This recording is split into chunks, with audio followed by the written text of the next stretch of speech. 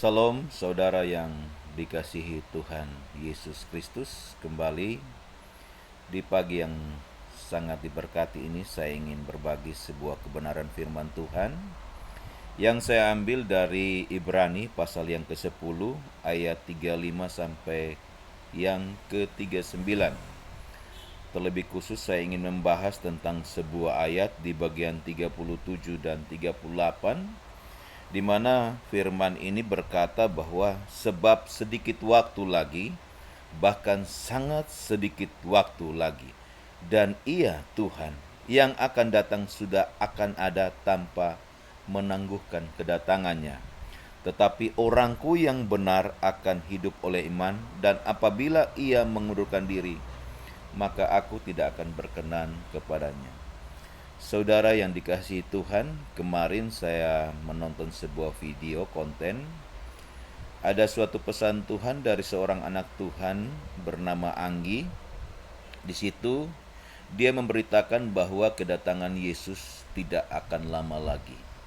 Tinggal sedikit waktu lagi, Yesus akan datang ke dalam dunia ini untuk yang kedua kali, untuk menjadi hakim atas orang-orang yang hidup maupun atas orang-orang yang telah meninggal.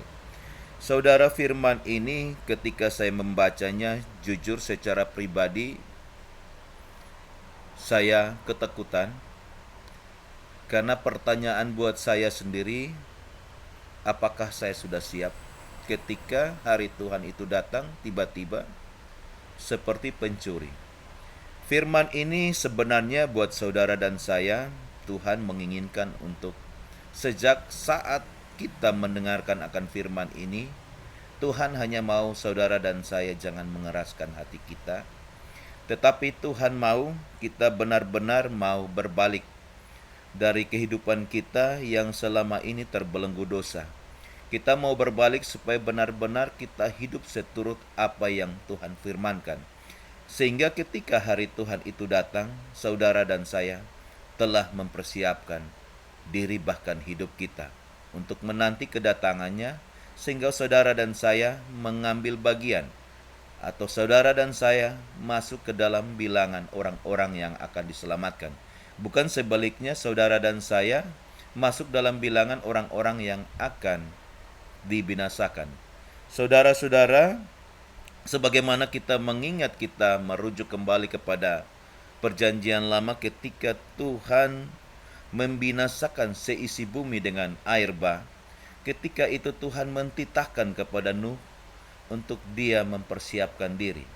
Dengan dia membuat bahtera saat itu, dan banyak orang berkata bahwa Nuh seseorang yang tidak waras lagi karena dia membuat sebuah bahtera di atas sebuah ketinggian.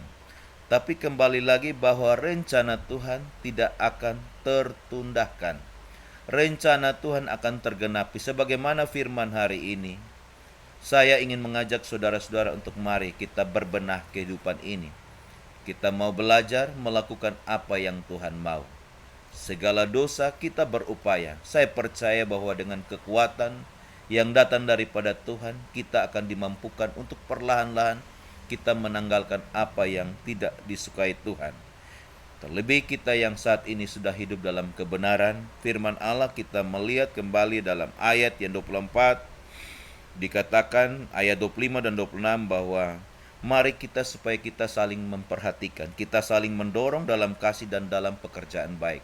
Tuhan juga menginginkan di dalam ayat yang ke-25 supaya kita jangan pernah menjauhkan diri atau meninggalkan bahkan sebuah pertemuan-pertemuan ibadah, tetapi sebaliknya yang Tuhan tuntut kita makin melekat, kita makin giat di dalam hal-hal kerohanian, supaya iman kita semakin bertumbuh di dalam Kristus. Iman kita semakin melekat di dalam Kristus. Ketika iman kita makin melekat dalam Kristus, saya percaya bahwa saudara dan saya akan semakin terikat di dalam firman.